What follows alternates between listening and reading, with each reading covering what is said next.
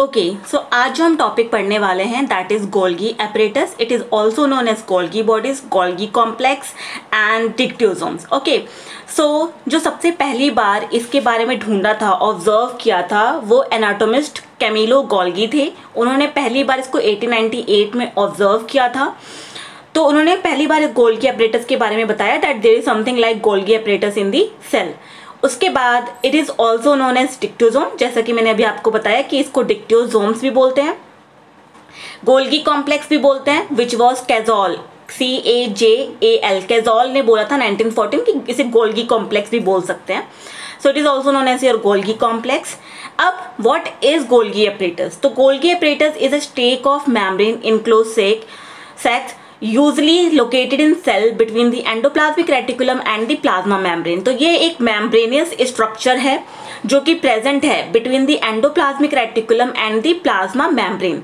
ठीक है, it's a membranous sac like structure. तो सैक मतलब आपका पॉकेट और पॉकेट जैसी चीजें. एंड जो stacks which are closest to the endoplasmic reticulum, जो एंडोप्लाज्मिक रेटिकुलम की तरफ है, उसको हम सिस गोल्गी बोलते हैं.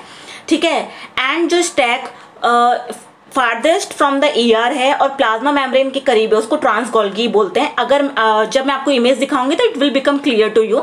सो now let's have a look on the structure of the Golgi apparatus. So you can see cis face and trans face. Cis face जो होता है वो एंडोप्लाज्मिक रेटिकुलम की तरफ होता है एंड ट्रांस फेस जो होता है वो प्लाज्मा मेम्ब्रेन की तरफ होता है.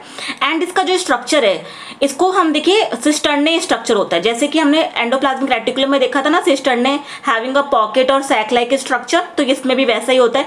एंड एक और चीज है कि जो सिस फेस है वो आपका प्रॉक्सिमल फेस भी as a known as proximal face also.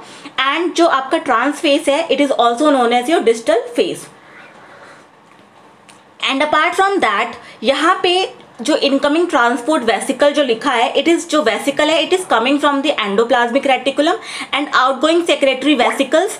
इसके बारे में भी हम देखेंगे. I will show you an image. अभी मैं आपको एक इमेज दिखाऊंगी, उसमें आपको टोटली क्लियर हो जाएगा कि what is happening here. But here you need to see that what is the structure. Cisternae है, अंदर का जो है ल्यूमेन बोला जा रहा है. ठीक है, so this is the structure of that. अब now let's have a look on the structure of the Golgi bodies in detail. So जो पहली चीज इसके अंदर आ रही है वो है कि फ्लैटन सैक लाइक सिस्टर्ने हैं, कैनाल्स हैं. जब हम सिस्टर्ने का बोलते हैं तो this is something like pocket और स्पेस और सैक. तो it is also flatten sac like structure, जैसे कि एंडोप्लाज्मिक रेटिकुलम में हमने पढ़ा था, सेम उसी की तरह है. उसके बाद यहाँ पे cluster of small vesicles present होते हैं. ठीक है, वेसिकल्स क्यों? क्योंकि ये प्रोटीन को पैक करते हैं. ठीक है, प्रोटीन पैकेजिंग में काम आते हैं, तो vesicles are important for that. तो प्रोटीन पैकेजिंग में काम आते हैं. उसके बाद we do have large vacuoles which is filled with amorphous और ग्रैनुलर कंटेंट. तो हमारे पास लार्ज वैक्यूल भी हैं जिसके अंदर ग्रैनुलर कंटेंट और एमॉर्फस कंटेंट भी होते हैं. ओके, एंड जो गोल्गी सिस्टर्ने होते हैं they are arrange in parallel. So you have seen that it is arranged in parallel. ठीक है, it is unbranch है. And we have seen that what is proximal face, what is distal face, as I have told you in that image. So we do have an idea about it. ठीक है, तो I think structure of Golgi bodies is clear to you now. And now let's have a look on the function of the Golgi bodies कि what kind of function does it perform. So सबसे जो important function होता है वो होता है protein storage, protein packaging का, packaging system for protein secretion. तो सबसे बड़ा जो फंक्शन होता है वो प्रोटीन सिक्रेशन का होता है इसका. ठीक है, सो हो क्या रहा है, सिक्रेशन यहाँ पे प्रोटीन सिक्रेशन है, sorry, plays important role in protein secretion. उसके बाद यहाँ पे होता क्या है कि vesicles containing newly synthesised protein bud off from the ER and fuse with cis Golgi and these proteins fuse with cisternae Golgi and in Golgi these proteins are modified and then repacked for delivery to other destination in the cell. तो सबसे पहला जो आपका vesicle होता है वो क्या करता है, वो ER से प्रोटीन लेकर आता है, फिर उसके बाद फ्यूज हो जाता है विद द सिस गोल्गी से फ्यूज हो जाता है.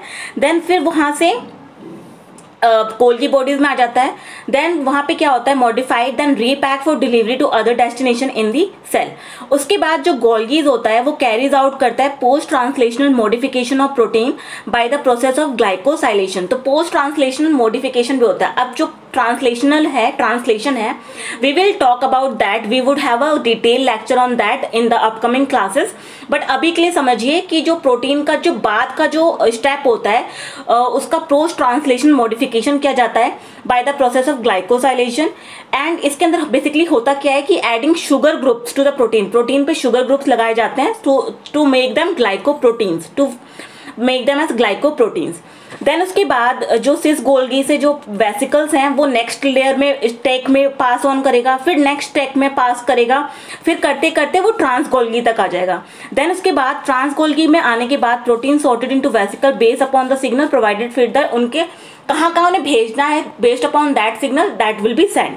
अब जैसे कि आप इस इमेज में देख सकते हैं, it will be clear to you now कि हो क्या रहा है। प्रोटीन देखिए एंडोप्लाज्मिक रेटिकुलम से निकला, वेसिकल में पैक होके एंड सिस फेस, जो सिस वाला उसका पार्ट है वहां पे जाके फ्यूज होगा तो प्रोटीन अब इसके अंदर आ जाएगा। यहाँ पे आपका पोस्ट ट्रांसलेशनल मॉडिफिकेशन हो रहा है। जब पोस्ट ट्रांसलेशन मॉडिफिकेशन होगा और adding of the sugar groups हो जाएगा तो क्या होगा, इसको वेसिकल में पैक किया जाएगा फिर से एंड उसको सेल से बाहर भेजा जाएगा, प्रोटीन सिक्रेटेड होगा एंड उसको डिफरेंट डेस्टिनेशन पे भेजा जाएगा। ठीक है, सो इस तरह का ये हो रहा है। एंड ट्रांसलेशन के बारे में जो अभी है, don't worry about that, we would have a detail lecture on that, that's why I am not telling about it right now because we would have a detail discussion on that, so don't worry about that. उसके बाद